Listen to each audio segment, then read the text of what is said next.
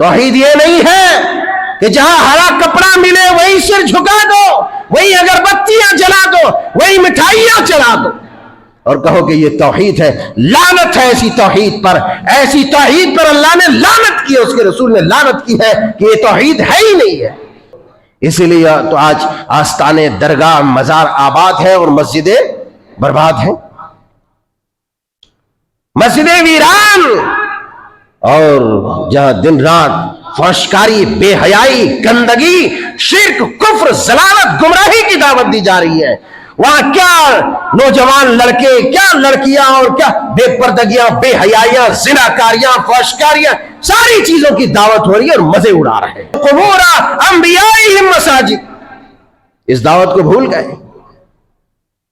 آج گلی گلی تو چھوڑو، ہر گھر میں ایک مقبرہ کا فوٹو لگا ہوا ہے، اسی میں اگربتیاں سلگ رہی ہے، اسی سے مرادیں مانگی جا رہی ہے، منتیں مانگی جا رہی ہے، حاجت روائی کی جا رہی ہے۔ یہ طریقہ کس کا ہے؟ یہ روش کس کی ہے؟ یہ طرز عمل کس کا ہے؟ یہ یہودیوں کا ہے، نصرانیوں کا ہے۔ رب کے رسول نے کہا تھا اللہ کی لعنت ہو یہود و نصارہ پر جنہوں نے اپنے نبیوں کی قبروں کو سجدہ گاہ بنا لیا ہے۔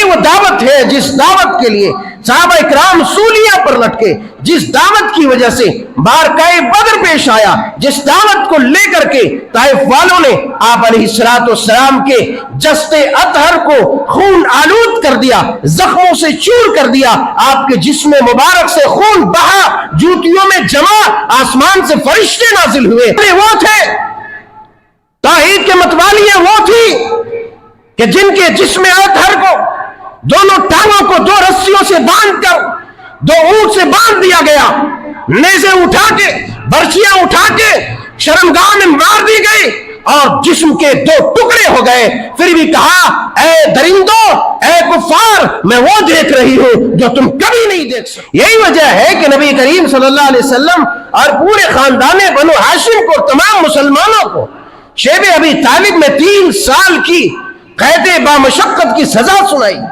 پوری طرح سے بائیکاٹ کر دیا۔ صحابہ کرام علیہم الرضوان چمڑوں کو، پتوں کو، چمڑے کھانے پر مجبور ہو گئے، جنگل کے پتے کھانے پر مجبور ہوئے، درخت کی چھال چھل چھل کے کھانے پر مجبور ہوئے۔ آخر وہ نوبت کیوں آئی؟ اس نوبت کے پیچھے ریزن کیا تھا؟ سبب کیا تھا؟ وجہ کیا تھی؟ عزیزان من، وجہ ایک ہی تھی کہ پیارے رسول صلی اللہ علیہ وسلم کا پیغام تھا کہ قولوا لا الہ الا اللہ تفلحوا۔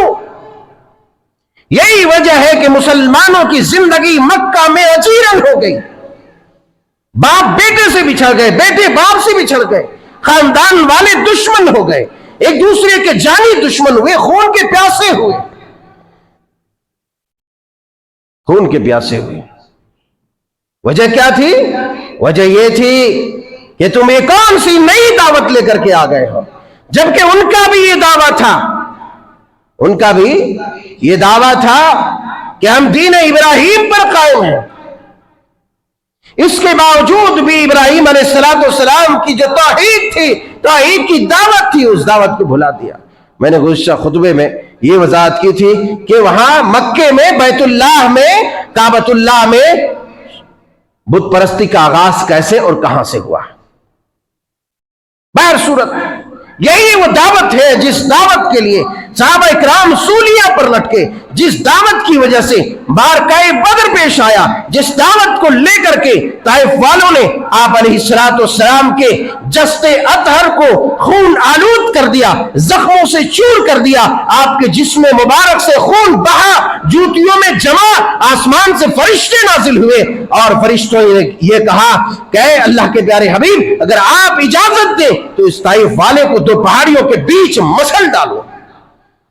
مگر سرور کونین نے کہا تھا نہیں، یہ نہ سمجھ ہے، ان کی آنے والی نسل توحید کا اقراری ہوں گی۔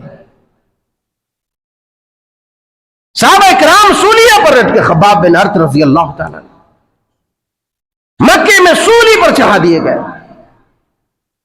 صحابہ اکرام کفار کی تلواروں سے شہید ہوئے، مارکہ بدر پیش آیا، مارکہ احد پیش آیا، غزوہ حنین پیش آیا۔ وجہ کیا تھی؟ ان تمام کے پیچھے ایک ہی وجہ تھی کہ یہ محمد ایک تمام معبودان باطلہ کو چھوڑ کر ایک اللہ کی وحدانیت کی طرف بلاتے۔ اجعل الآلہۃ الہ واحدہ ان ھذا لشیء عجیب، یہ تو بڑی عجیب و غریب بات ہے، بڑی عجیب و غریب دعوت ہے یہ۔ بلال کے جسموں کو چور چور کیا گیا بھاری پتھروں سے، سینے پہ رکھا گیا، وجہ کیا تھی؟ اللہ احد لا الہ الا اللہ محمد رسول اللہ۔ سیدہ سمیہ کی شہادت سے لے کر کے آج کی سرزمین فلسطین میں شہید ہونے والی عورت تک وجہ ایک ہی ہے، وہ دعوت اللہ، اللہ کی وحدانیت، رسول اللہ کی رسالت، رسول اللہ کی رسالت۔ مگر آج کا مسلمان یہ نہیں سمجھ سکتا۔ آج کا مسلمان کہتا ہے کہ ہم یہود و نصارہ سے دشمنی رکھتے ہیں، اللہ نے ہمارے دل میں ان کے دل اور ہمارے دل کو مختلف بنایا، بغض و عداوت ڈال دی۔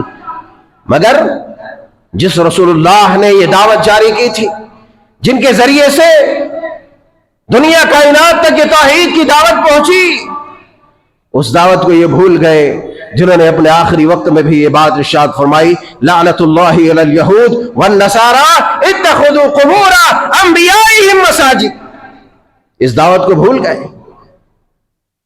آج گلی گلی تو چھوڑو، ہر گھر میں ایک مقبرہ کا فوٹو لگا ہوا ہے، اسی میں اگر بتیاں سلگ رہی ہے، اسی سے مرادیں مانگی جا رہی ہے، منتیں مانگی جا رہی ہے، حاجت روائی کی جا رہی ہے۔ یہ طریقہ کس کا ہے؟ یہ روش کس کی ہے؟ یہ طرز عمل کس کا ہے؟ یہ یہودیوں کا ہے، نصرانیوں کا ہے۔ رب کے رسول نے کہا تھا اللہ کی لعنت ہو یہود و نصارہ پر، جنہوں نے اپنے نبیوں کے قبروں کو سجدہ گاہ بنا لیا ہے۔ یہ امت کہتی ہے کہ ہم توحید کے متوالے ہیں۔ توحید کے متوالے وہ تھے، توحید کے متوالی وہ تھی کہ جن کے جسم اطہر کو دونوں ٹانگوں کو 2 رسیوں سے باندھ کر 2 اونٹ سے باندھ دیا گیا، نیزے اٹھا کے، برچیاں اٹھا کے شرمگاہ میں مار دی گئی اور جسم کے 2 ٹکڑے ہو گئے، پھر بھی کہا اے درندوں، اے کفار، میں وہ دیکھ رہی ہوں جو تم کبھی نہیں دیکھ سکتے۔ توحید کے خاطر اپنے جسموں کو جو ٹکڑے کروائے، اصل توحید وہ تھی۔ توحید یہ نہیں ہے کہ جہاں ہرا کپڑا ملے وہی سر جھکا دو، وہی اگربتیاں جلا دو، وہی مٹھائیاں چلا دو اور کہو کہ یہ توحید ہے۔ لعنت ہے ایسی توحید پر، ایسی توحید پر اللہ نے لعنت کی ہے، اس کے رسول نے لعنت کی ہے کہ یہ توحید ہے ہی نہیں ہے۔ توحید تو اللہ کی ذات، صفات، تمام معاملات میں اللہ کو ایک اکیلا تنہا جاننا ہے۔ مشکل کشا بھی وہی، حاجت روا بھی وہی، سب کچھ وہی ہے، پھر کیوں در بدر ادھر ادھر بھٹکتے ہو؟ لعنت اللہ علی الیہود والنصارى اتخذوا قبور انبیائہم مساجد۔ یہ پیغام ہم بھول گئے، اسی لیے تو آج آستانے درگاہ مزار آباد ہیں اور مسجدیں برباد ہیں، مسجدیں ویران، اور جہاں دن رات فحشکاری، بے حیائی، گندگی، شرک، کفر، ضلالت، گمراہی کی دعوت دی جا رہی ہے، وہاں کیا نوجوان لڑکے، کیا لڑکیاں اور کیا بے پردگیاں، بے حیائیاں، زناکاریاں، فحشکاریاں، ساری چیزوں کی دعوت ہو رہی ہے اور مزے اڑا رہے ہیں۔